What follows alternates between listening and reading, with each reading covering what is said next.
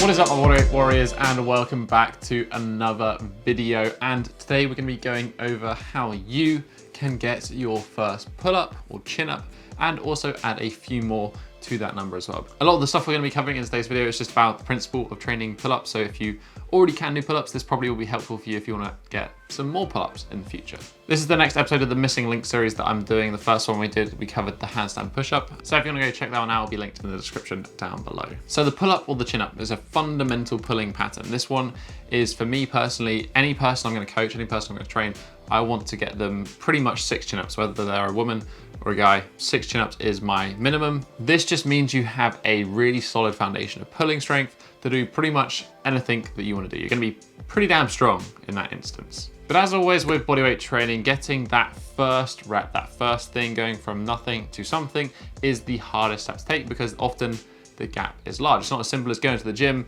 and slowly building up in weight. We need to make a jump to be able to get that first pull up. So today I'm going to break down for you what not to do when training for your first chin up, and just chin ups in general, and then what we can do and how to make the most out of it. So let's jump straight into that.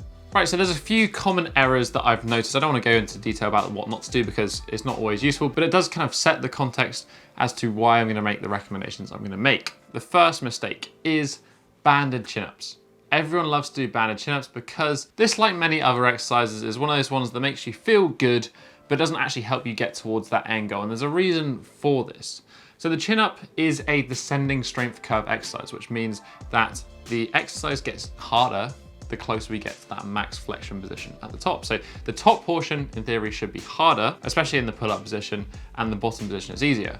The band does not match the strength curve. It's going to give us the most assistance at the bottom, where the pull-up is going to be easier, and the least assistance at the top, where the pull-up is going to be hardest. So what this means, by perpetually using the band, we don't actually build up the strength in the way we're going to need it to do the pull-up itself. It simply makes us feel good about doing the pull-up. Next is only training the pull-up with a pull-up grip, so using that pronated grip.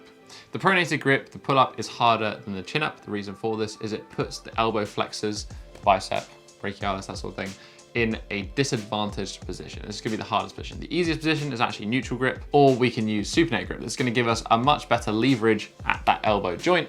It's going to make the top portion, the hardest portion of the pull-up, or chin up in this case, easier. It actually makes more sense to just train the chin up, train in that neutral grip or that supinated grip, because you're going to be able to get that rep much sooner. And once you can start doing these for reps, the strength is going to build much more effectively, which means it'll be then easier to develop the pull up. Consider the chin up a progression for the pull up. The last kind of common error is that people only do negatives. Now, I don't want to slate this too much because negatives are one of the best ways to get your first chin up, but they need to be used appropriately and not the only thing you're going to be doing to build that chin up.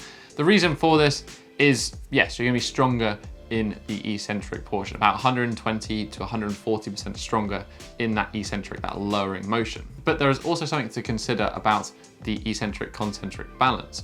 We need to have some form of pulling action as a concentric. We need to build up strength there, as well as just building up strength from that eccentric motion. All it is that it's one part of the puzzle, it's not the whole picture.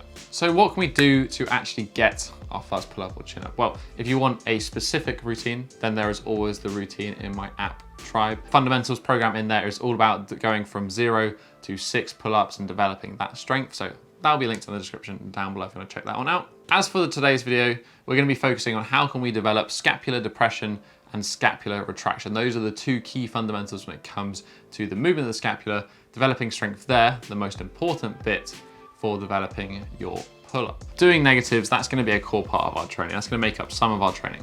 What are we going to do with the rest of our time? We need to get more pulling volume in. So a lot of people here will go to the bodyweight row. It does replicate the movement to a certain degree. It's going to help, especially with that depression and retraction in that top position, and we can get some more reps in a scalable way. Love it, good option. The only issue is that the row is a horizontal pulling pattern, whereas the chin up is a vertical pulling pattern. So the effect is different in that regard. And because everything is governed by that said principle, that specific adaptation to imposed demand, if we want to get better at vertical pulling, the pull up, we need to do vertical pulling.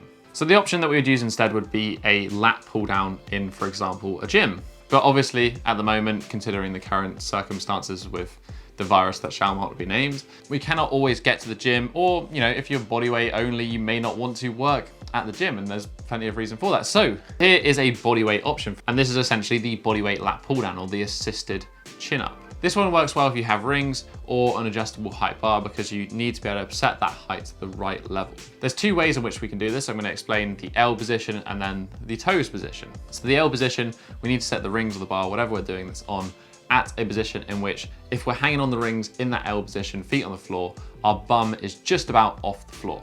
This means we can essentially do a full range of motion chin up, but then we can then use our legs to take some assistance and take some load off, making this scalable in the same way as you would add more weight to a lat pull down. We want to focus the movement coming from the arms, thinking about that good pattern when it comes to pulling. So initiating those shoulders into depression and retraction first, then thinking about lifting the chest, driving the elbows back, avoiding that rounded shoulder position. And then if at any point during this movement we feel that we're struggling, we can just try to drive our heels into the ground to lift the hips and give us a little bit more help into this position.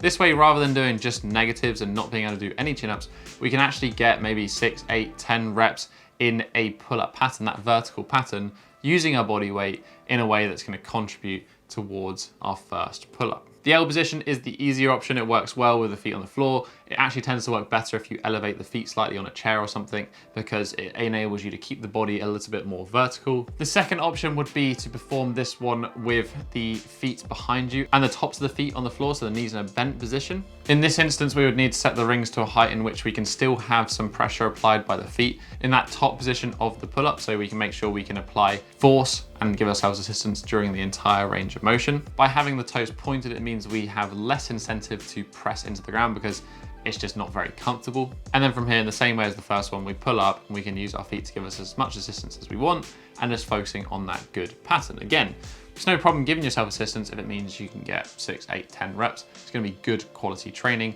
in that vertical pattern. Okay, so that's great, that's all nice.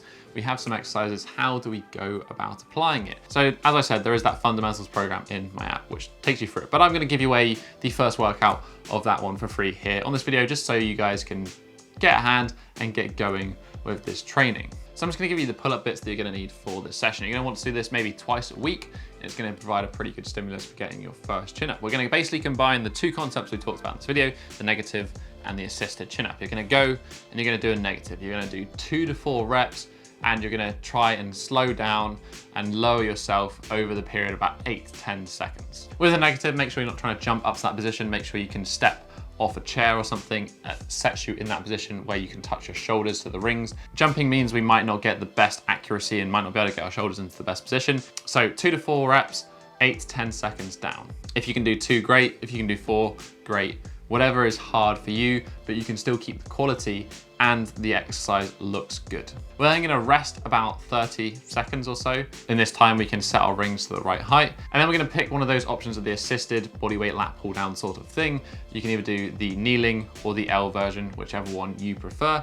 And we're gonna do that one for 6 to 8 reps. And we're gonna use a tempo of 3-0-1-0. Using assistance as we need to make sure we get the reps, but it remains hard. We then rest for 2 to 3 minutes, and we're gonna repeat that for 3 to 5 sets, twice per week. Super simple. Do that, and I'm certain you'll be on your way to getting your first chin up or pull up. But that is basically it for today, guys. I'm sure you may have some questions, so feel free to leave a comment in the comment section down below. Let us know your thoughts. I'll do my best to respond to as many comments as I can, or somebody else from the tribe, the community, will also hop in there, I'm sure. If you just enjoyed this video, you can hit that thumbs up button and support the channel. Right next to it is that subscribe button as well. Make sure you join the Bodyweight Warrior tribe, as we are now approaching on 500,000, 500,000, which, yeah, mind-blowing. But that has basically been it for this week, guys. I'll catch you in the next episode. Have a strong week.